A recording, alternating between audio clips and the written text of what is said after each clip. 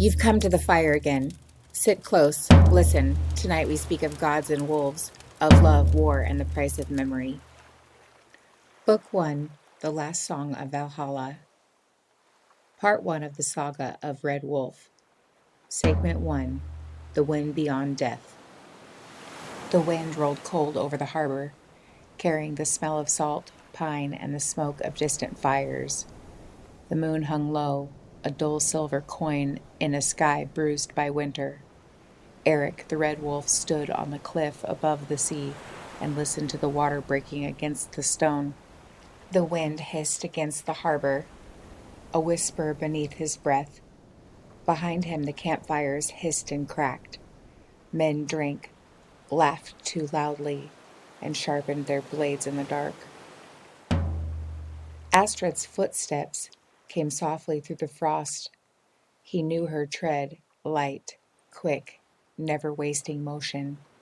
When she reached him, she said nothing at first.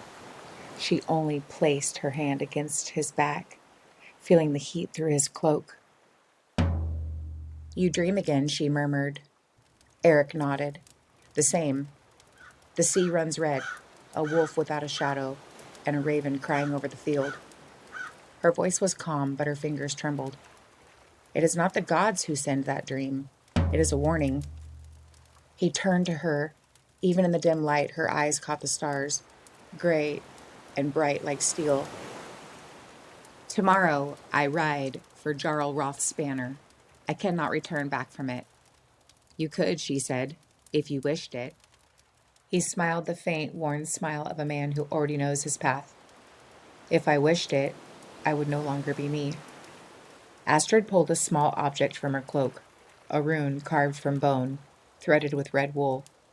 "Keep this near your heart. It is marked for protection." Erik took it gently, thumb tracing the outlines. "What does it bind?" "Love," she whispered, "and return."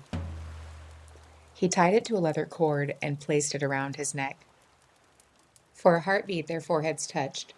The smell of her hair, juniper and smoke, stayed with him longer than any prayer. When she was gone, he stood alone until dawn.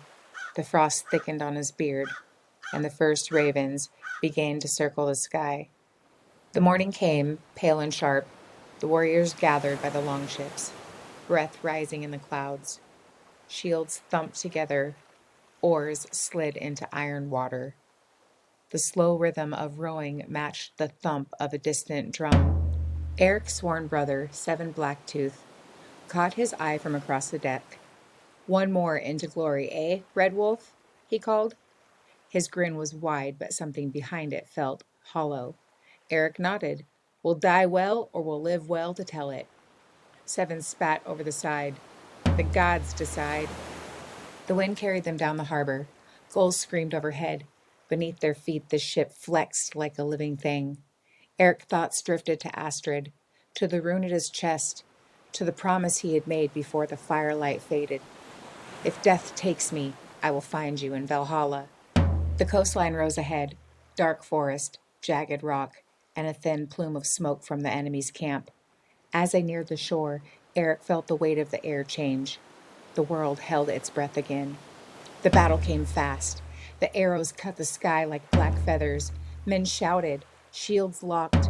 Erik leapt from the prow into knee-deep surf, axe raised high. He fought the way he always did, silent, methodical, unstoppable. Every swing was a thought. Every step was a prayer. Around him, the tide turned red, yet between the screams, he caught flashes of something wrong. Seven's men holding back, eyes darting not at the foe, but at him. A spear scraped his shoulder. He turned, and there was Seven, 10 paces away, blade wet, eyes cold. "Why?" Erik gasped. "Because one wolf is enough for one pack," Seven said, and then he drove the sword forward. Pain flared white. The world tilted.